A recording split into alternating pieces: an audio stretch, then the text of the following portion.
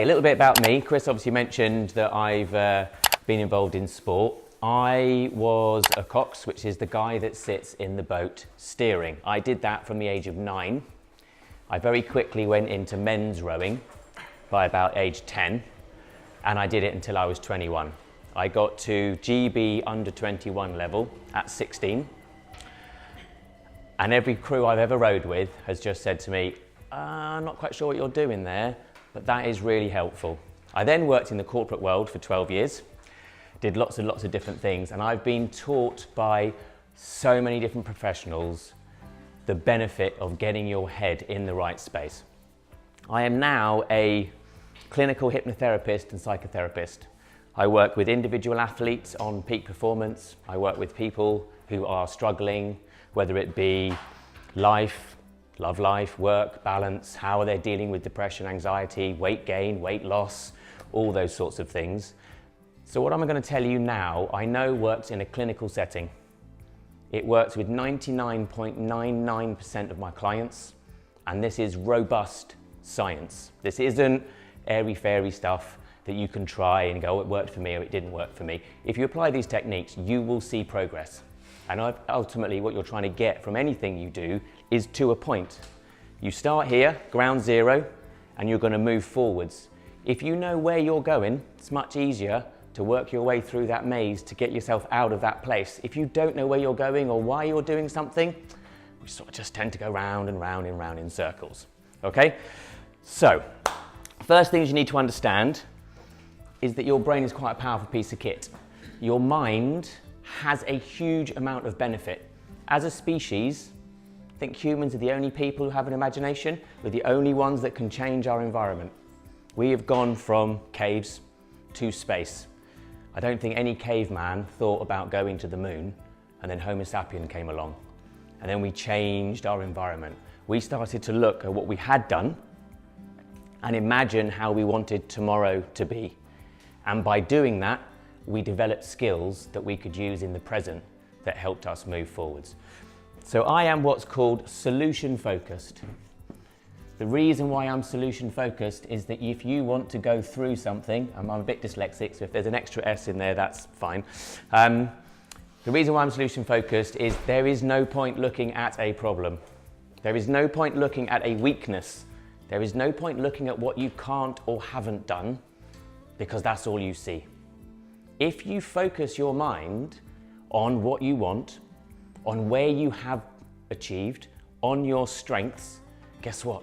They're going to carry you through. I have never seen a pessimistic athlete achieve. Any reason why pessimism exists, anyone? Anyone achieved anything through saying, oh, I'm not so sure I can do that? That's slightly different. That's not pessimism. That's really sensible thinking. I would say that's quite solution focused. I want to live, don't fall off the cliff. However, if you keep your mind focused on where you want to go, I'd like to get down that cliff. I wonder where the rope is. Can I do some rock climbing? What's at the bottom of the cliff to get down for? I mean, if it's being chased by lions and tigers, I might well jump off that cliff, because the choice between death and possibly life, I'd take the jump.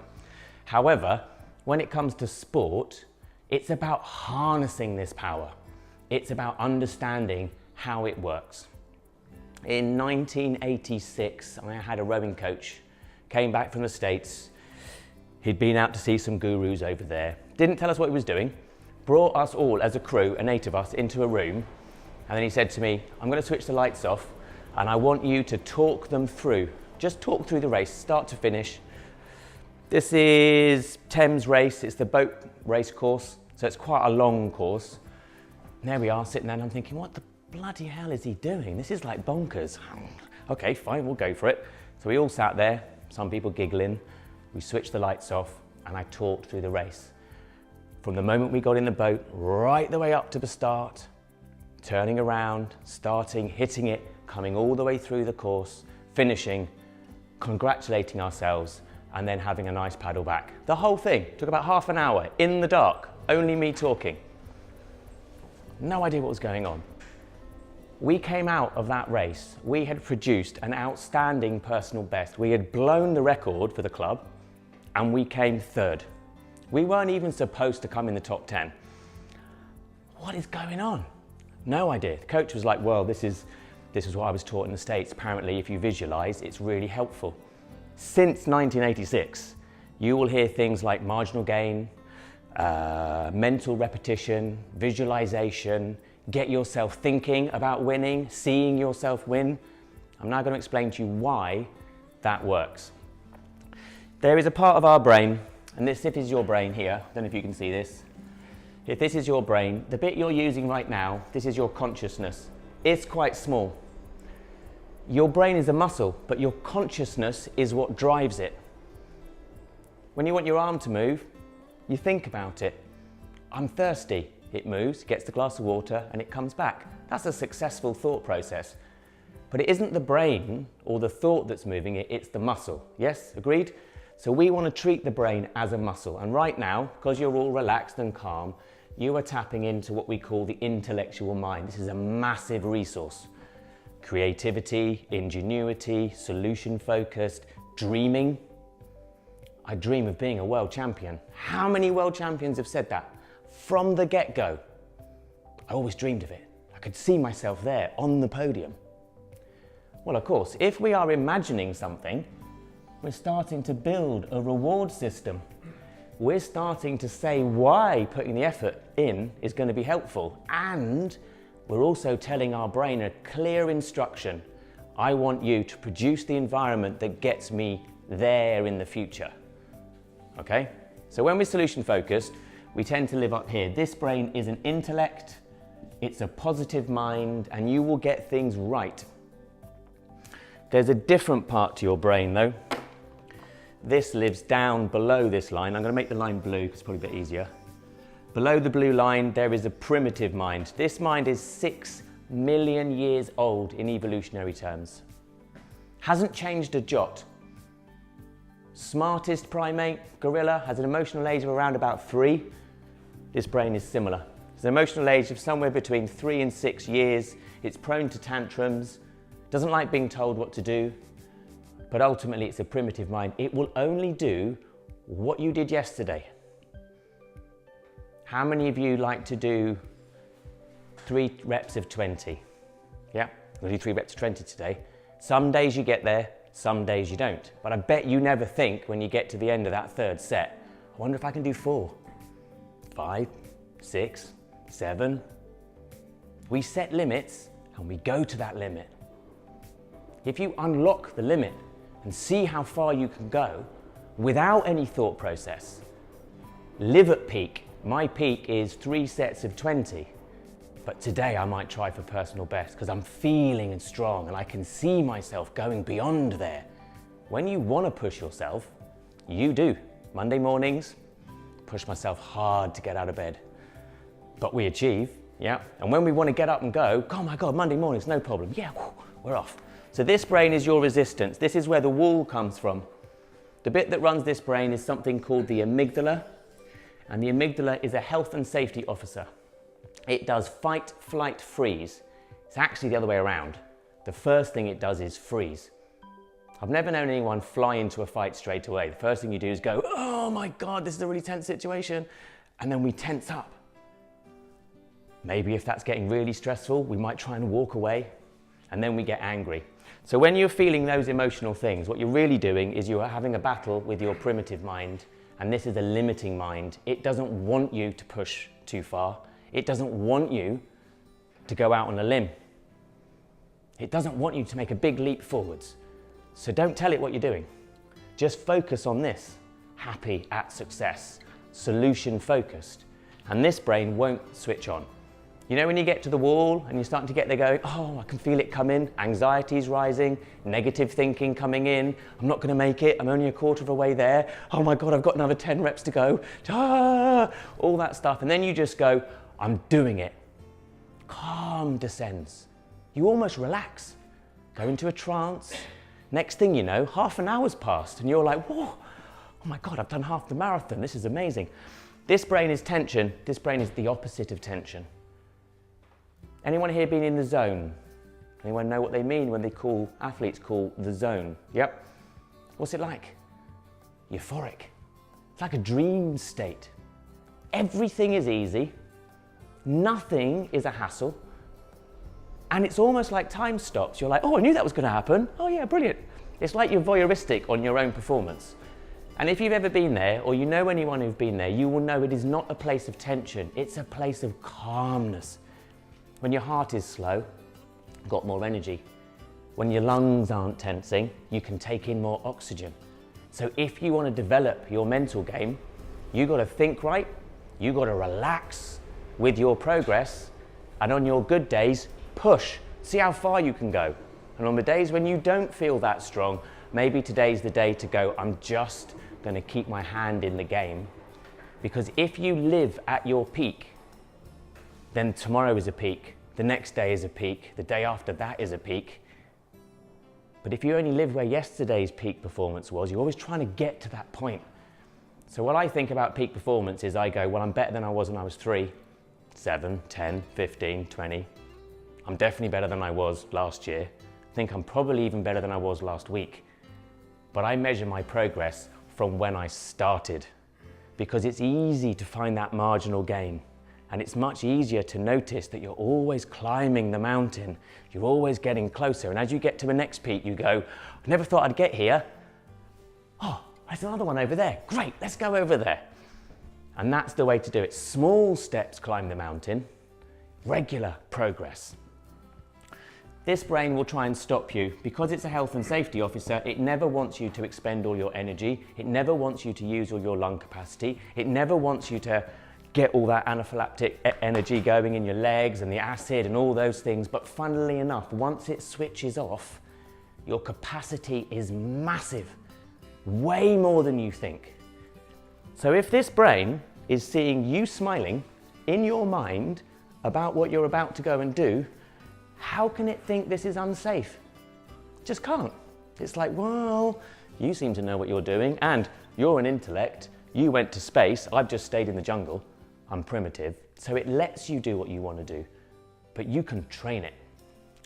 It has access to another bit here, okay? This is called the hippocampus. Now, the hippocampus is a library. Think of it as an HR manual. In there is code written, it's all written out, and you've got all these patterns, and when you get to a certain place, I don't know, for me, it might be a family member who's quite good at pushing my button. Okay, I've definitely got a template for that. I can think of Christmas when it comes round, there you go. Oh yeah, push the button, watch brother jump. Woo. But if we want to unwind that, we have to imagine a different outcome. If you've got a template of behavior, I can't go past 6 minutes, or I can't get through that 20-minute barrier. Every time you get there, you're going to feel the resistance, because this brain says, the last time you quit, you lived. Health and safety, woohoo, awesome. So it tries to do it again. So when we visualize our success, what we're doing is we're rewriting our code. We're pushing ourselves to achieve more because we can see it happening, and seeing is believing. It has another access here. This brain has access to something called the hypothalamus, and the hypothalamus regulates all the chemicals in your body. Stress hormones, cortisol, serotonin, the encephalites you get from achievement, all that good stuff, as well as the bad stuff. So because this brain is able to access a library of past behavior, stimulate a chemical response within your body, and influence your thought pattern and process, make you feel afraid and scared, it's a powerful piece of kit. And it's designed to help you in a primitive jungle setting, not with a train out, not with a gym piece, not with some kind of sporting goal that you're trying to achieve. So don't get frustrated with yourself. Think, what did I learn today? Not to eat McDonald's last night and then go do a training in the morning. Not a good idea. Made me feel a bit dodgy. But you can learn in all situations. You can always learn, I did that really well, or I got 60% out of this today. I'm going to add another 61 tomorrow, maybe 62 the day after that. Because if you push yourself to look forwards, you already have the answers inside your head. You have all learned how to walk, probably the most complicated thing any species can do. We're bipeds. I can't think of another biped. But you learned that without language, without any form of communication. You just had support, lots of nice people around you. You could see it happening, other people had done it. There you are, look, oh look, those people, there's moving. And then you eventually go, never quit, never quit, never quit, I'm getting up. Each time you get somewhere, You go right, and again, and that's the thing. Because the route to success isn't a straight line. The route to success is fail, learn, fail, learn, fail, learn, fail, fail, fail, success. And once you've got all that under your belt, you will never ever go back. I don't know anyone who's relearned how to ride a bike, relearned how to swim, relearned how to drive a car. When the click goes and you get it, it's just natural. So don't get frustrated, go over what you know and stay solution focused, because that will reduce your anxiety. Okay? So, with that in mind, what was I doing when my coach was telling me to keep my eyes closed and to talk through the race? Mental preparation. Repetitive mental preparation. Why does it work? There was a study done, it's in the thing there, but I'll go through it with you quickly. There was a study done in New York, a psychological study, and they took 2 sets of hotel house staff. To one group, brought in this amazing trainer, fantastic guy, it's a bit like Chris, and he came along and they went, do you know what, I've looked and I've monitored your work, I've seen you moving around the hotel, lifting beds and pushing hoovers and emptying dustbins. It's about the same as coming to see me 3 times a week. Wow, fantastic. You just saved yourself 150 quid. Amazing. So off they went. The other group, he said, look, I'm really sorry. It's neither good nor bad. It's about average. You probably could do more and you probably will find that you're about status quo, but thanks for coming in. Wonderful. See you all later. They came back 3 months later to have a look at the 2 groups to see what had changed.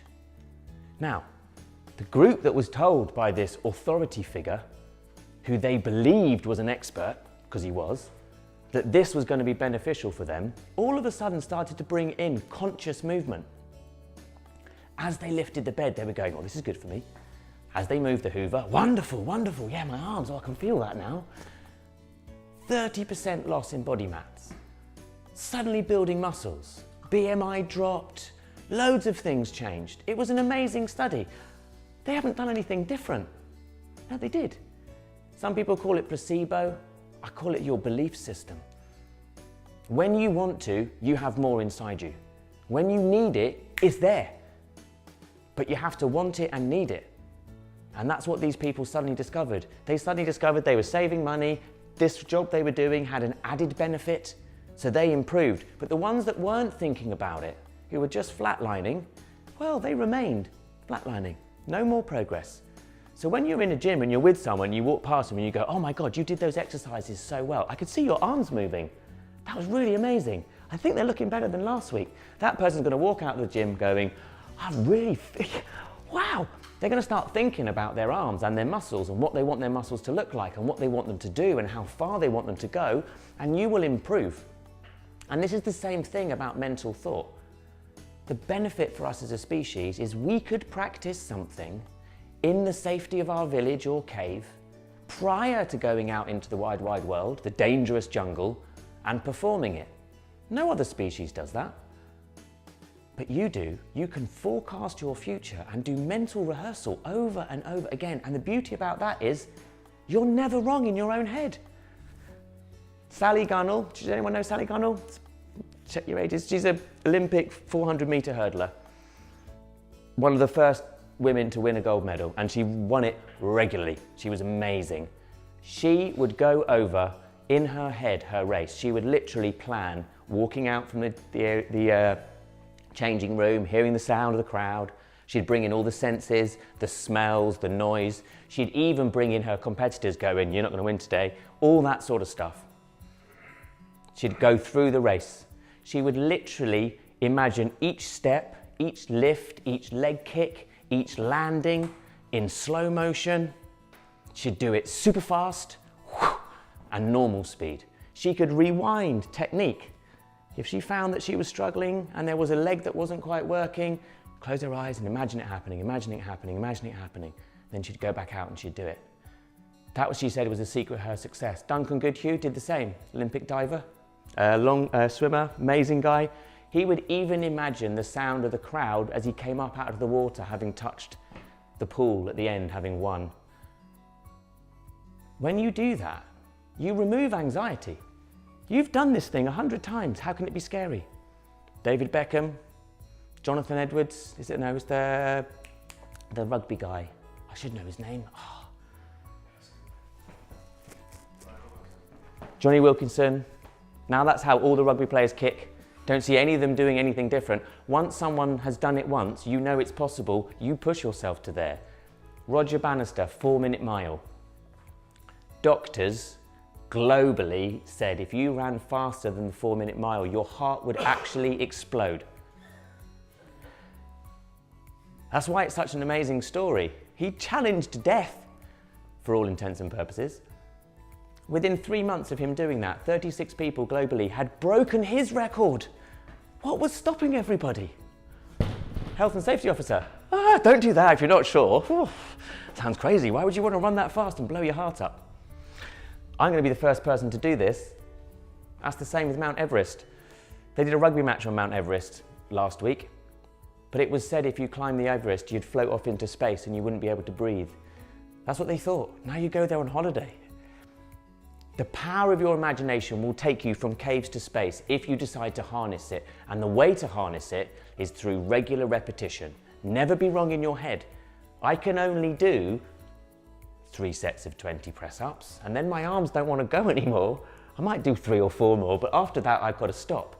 But if I sit in a chair and I imagine doing another 20, and then another 20, and then another 20, and then another 20, I can do like thousands and thousands and thousands of press-ups in my head. Never get tired, always get it right, and each time, massive reward on the back of your pack. Oh my God, I just did 61. I mean, I'm not joking. I will leap around like a lunatic for doing one small thing, because when I was a kid, that's how I was rewarded by my parents. You know, I found my mouth with some food. Oh, well done, amazing. And then you get all this reward. We're a reward system. We're a creature of reward. We only do things if there's a reward. So what's really helpful is if you're going for a goal, focus on what you want, which is you achieving. You want to do the best you can in that moment. And if you live at peak, it will be beyond your peak when you need it. At the same time, that's you there focused. The moment of success, your achievement. And then add to that, and this is the crucial bit, what are you going to do after you've achieved? Who are you going to tell? What's your little personal reward? Because when you stand on the podium and you get your gold medal, and I've been there, it's a little bit shocking and it also feels great, but it's over in a second, it's done. Can't go back, no one's going to give it to you again. You get this brief little moment in the sunshine. But when you go and tell your family, your friends, Chris, other gym members, whoever it might be, social media, I've just done this, you get all that reward coming back in, and guess what? That is an amazing feeling. We make a chemical in our brain when we achieve called serotonin. Okay, it's the most obvious one, it's a neurotransmitter, and it comes through, and it's what you get when you achieve. Scientists are absolutely 100%, this was an evolutionary reward. It helps you with pain, serotonin in the nervous system, less pain. It helps you cope. It boosts your ability to resist fear. And it feels bloody amazing. You make it 3 ways. They're called the 3 Ps. Positive thought. If you think you can, you will. If you think you can't, you won't. We know that. Henry Ford, it's been around for donkeys, but now you know why. If you think you can, you get this chemical reward and it leads you towards your goal, allows you to stay focused on the solutions, so you're seeing what you need to do next, not what you've already done or didn't go well. What do I do next? How do I move forwards? How can I go on? Positive interaction. The thing about positive interaction is 2 people in a jungle, predator. 1, prey. When we are working in a team, we're better. 2 heads better than 1. There's so much stuff out there that you get bombarded with about working together. But sport's about competition. Why do they have a pacemaker then? Oh, because everyone really wants to beat the world best record. They still want to go out there. Competition's no fun without someone you know who's nearly as good as you that you can beat. Because actually, when you positively interact with your training partner, with your coach, with the world around you, you get massive rewards. Hey, can I help you with that suitcase? Oh my God, that's 5 kilograms. Walk up the stairs holding it like that. So exercise. Because actually what you want to do is bring in conscious movement, conscious thought, conscious interaction, and make everything a reward, everything a benefit, even those stairs on the way to work. I never use lifts anymore. What's the point? My legs are amazing. But when I walk up those stairs, I think this is exercise, not a chore. This is fun. This is going to make me stronger, fitter, braver. And the final one, positive activity. Well, when we are physically strong, we tend to feel mentally stronger. And if we are mentally strong, we feel physically stronger, because the power of your belief gets you through that extra mile. One of my clients came to see me, we were doing some training, we were doing some work, and they were running the marathon. So I was working with them on that, and they were like, oh, I've never done it before, da, da, da, da. And I just sort of said, well, you know, you can play around with your mind, mental tricks. This primitive brain doesn't have a long attention span. Because it lives in the moment, it doesn't do past and present, it will look at where you are, it will look at what you're thinking, and it will make a decision. Okay, brilliant. So she went off with that. A couple of weeks later, marathon was over, she came back to see me. How did it go? You're a genius. Oh, am I? What did I do? Oh, you told me that thing about the brain not understanding and it being able to fool it and stuff. So I got halfway and I just went, I looked around me, I reset my clock and I went, just beginning. And I ran the second half like the first half. I didn't say that. But that was her solution. She broke her personal best, smashed it. All her training, never, ever, ever was she supposed to get to that level. And she said the second half was easier than the first half because she'd already done it. Repetition. Now, most people, that would seem a little bit like, whoa, you're out there, what did you do? You hypnotized her into thinking this. No, her belief system overrode the wall and she just pushed straight through this wall like it wasn't there. And the more you go through the wall, the more the health and safety system says, oh, well, look, I've got a new level now, I'm here. Oh, it's a new level now, I'm here. Which is why we live at peak. We aim to do the best we can when we can. Today might be 3 press-ups, tomorrow might be 500. But if you just did 3 and that was the best you could do today, well done you. Massive pat on the back, leave the gym going, that was a success. Don't beat yourself up if you can't get there, because you might be carrying a bug, an injury, might have had a really shitty day. Stuff like that can affect your performance. Bad sleep, all of those things. So what we want to try and do is elevate ourselves to operate in a place of optimism, because when we do, we have these 3 Ps happening, and these 3 Ps, they do one thing, they make serotonin.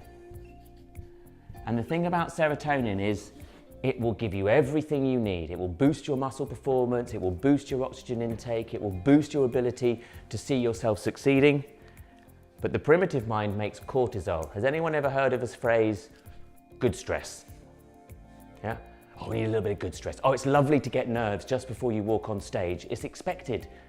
Exams, oh, they're stressful, but when you get inside, it's all right. All of that is from the primitive mind. It's trying to stop you going into this place where you think it's going to be really difficult, dangerous, scary. I'm not sure if I can achieve, can I get there? How am I going to produce my best game? And because of the doubt, you make cortisol, and cortisol is a tension maker. The zone is a relaxedness, almost instinct. You've trained and trained and trained mentally and physically to get yourself to this place, to show yourself what you can do. So when you go and enjoy it, you achieve more. But if you're afraid of trying to show how good you are, well, then you don't achieve as much. And I can promise you, one of the most amazing races I've ever been in as a sportsman, there we were, we'd just done 1 race with the crew, and I was in 2 boats. So we did the 8 race and we won, came off the water, then I got in a boat with 4 of the guys from that 8. We had just won a race. We got back in another boat, whizzed straight up the course, 2,000 meters, almost racing up, got there, turned around, got on the boat. We were only in the competition because we just thought we'd spread bet. Let's put in a few crews, let's see how good we can do. Never really raced in this crew before. We get up there, they're all knackered, and I remember turning to them and just saying, all right, what do you want me to do? And they went, just go for it. If we blow up, we blow up. We've already won, who cares? And we just produced this amazing race, and we beat the favourites by something like 0.01 of a second. It was a photo finish. We had to go and check the results an hour later because they were like, we weren't even supposed to be there. Now, how can you go and do the best race you've ever done and follow it by the best race you can ever do? Euphoria. Because this serotonin stuff just makes you feel amazing. And as an evolutionary species, if you think about the one thing that makes more humans, what does it involve? Positive thinking. It's a positive activity and it's a positive interaction. Yeah, we all like that. That's like the main reason for two people to get together, isn't it?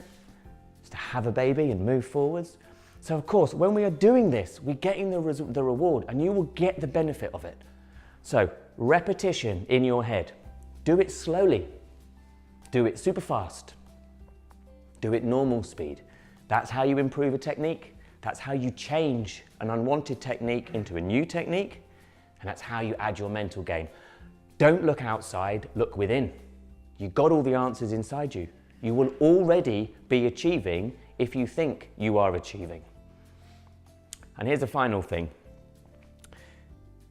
There was a neuroscientist called Schulman. He was actually laughed by the medical profession when he discovered how the brain functions and what it does.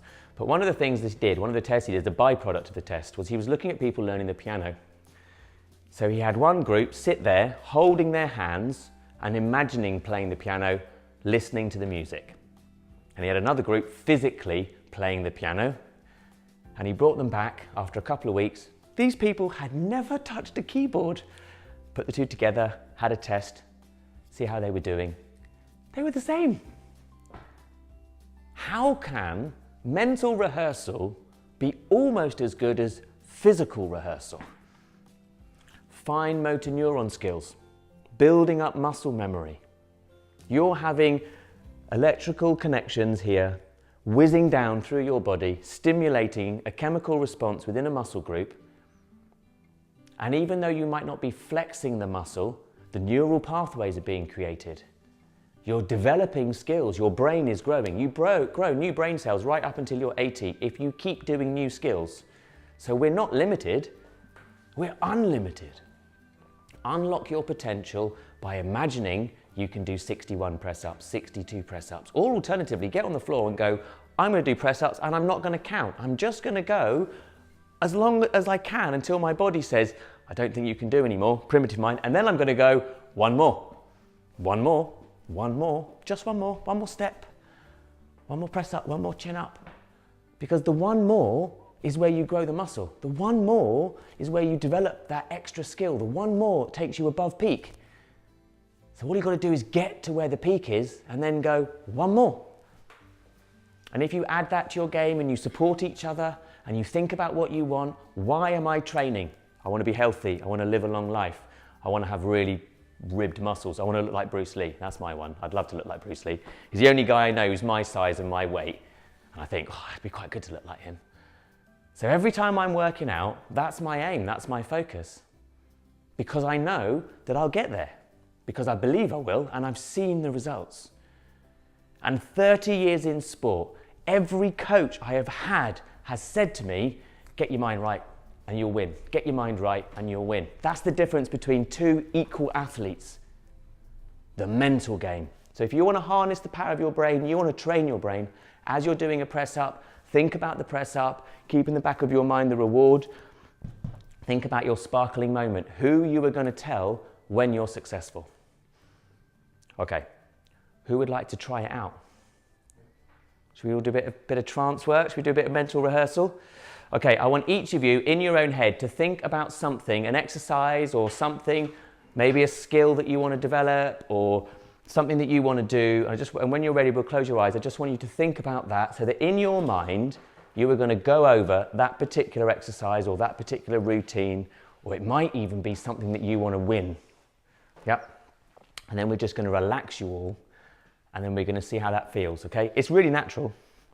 You do it almost every 7 seconds. So when you're ready, if you just want to close your eyes, just use your rib cage and diaphragm. If you want to open your eyes, you can. You don't need to keep them closed, but it's nicer if it is. Okay, and as you're breathing out, just to let whichever muscle that wants to relax to do just that. So you start the journey into the default healing mode, into the relaxed state. You can feel the forehead relaxing, the place where tension starts at the top of the head. Just allow that to relax. Ask it to let go. When we're in that place, we're able to do the things we want to do, the things we need to do. And that sense of relaxation, it's just moving down through the body, down the spine. Your lungs are relaxing. You may find your mind wandering. The sound of my voice fading into the background, that doesn't matter. If you hear everything I say, amazing. If you hear nothing I say, it's absolutely fine too. Just let yourself be where you are. Bringing your mind inside yourself, centered. And I wonder if you can imagine standing on a green hill. The sky is blue and the sun is shining. You can see yourself standing there. There's a gentle breeze blowing and you can almost smell the nature on that breeze, the flowers and the trees, the birds are singing. You feel relaxed and at ease. You're curious.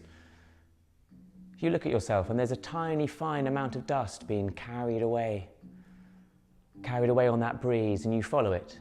It goes up to a cloud and the cloud is gathering, becoming darker and blacker. It does have a silver lining, but this fascinates you. What could it be?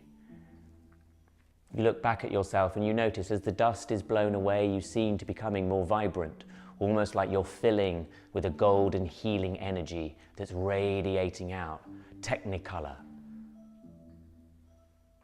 And then you realize something.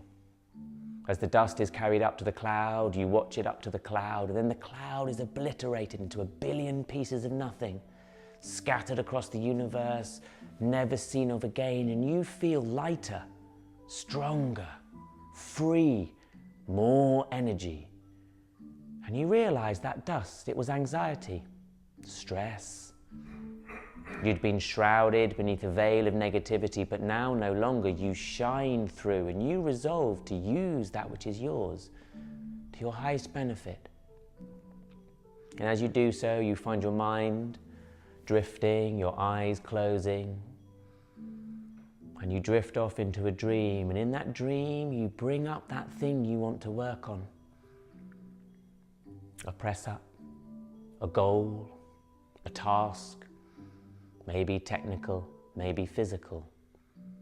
I want you to bring that into your mind now and see yourself doing it as you dream, as you drift. The more detail you put into your image, the more effective it will be. You have to concentrate on this image. Maybe notice the clothes you're wearing, the smile on your face. Maybe you can remember why you're doing this task. But I wonder if you can just play that image forwards and backwards in your mind now. That's good, I can see you're all working. You can relax the forehead. Just notice how easily you're breathing. How much more capacity your breath seems to be able to give you. Timeless. That place between time and space where we have access to the solutions.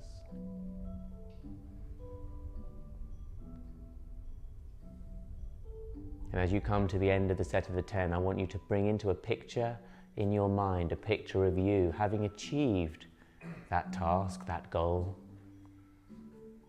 I want you to bring that into your mind and focus on it. Look at how smiling you are. Look how much joy there is. Look how relaxed you feel. And then I want you to notice how relaxed you feel here, now. How calm your heart rate is here, now. How easy your breathing is here, now. Focus on that smile. And when you are ready, having completed the task, you can just begin yourself back to full wakefulness, feeling calm, relaxed and at ease. And when you are ready, you can open your eyes.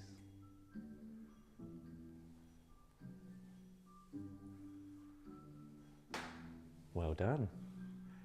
Brilliant. It's easy. 5 minutes on a train, you can do 20 press-ups. You can perfect a technique. On a bus, flying on holiday, sitting around the pool, sitting in a boring Monday meeting, listening to your boss drone on and on and on. I'm just going to close my eyes, have a cup of tea. Oh yeah, brilliant, I've just worked on that technique. It's what we're made for. It's what you were designed for. The power of your mind is absolutely amazing. And when I see the football matches, when I see people go up against Usain Bolt, they don't believe they can win. He's laughing. If you ever want to see someone use this technique to its perfection, look at Usain Bolt run the 100 meters against Tyson, I can't remember his name, Tyson Gay, where it was said to be drug cheat versus natural athlete. Imagine that pressure, global pressure, all the athletes out there going, come on Usain, you got to win, you got to win. He's laughing. Tyson Gay's walking around like this. He's tense. He's got all this stuff going on. He's got to win. It's too important. It means too much to him. Usain Bolt, whew. And then when he gets in the blocks, it's like a switch. He just becomes this super focused, and he is out the blocks before anyone else. He's almost 3 steps away before the rest of them have even got out the blocks. It's amazing. I watched that over and over again, and what you are seeing there is someone who owns the space, believes in himself, doesn't even care if he wins or loses. He's just going to go out there and perform at his peak, because when he does, he can walk out of that arena feeling supremely happy with himself. And that's all you want from your exercise, is to walk out there going, I left nothing in the dressing room. Seeing is believing. So believing has to be seeing, doesn't it? Okay, I'll leave it there. If you want an MP3, sleep MP3 or something to help you relax, got the music, you're welcome, email me, I've got some here. If you want to have a chat to me afterwards about anything specific, I'll be around for about half an hour or so.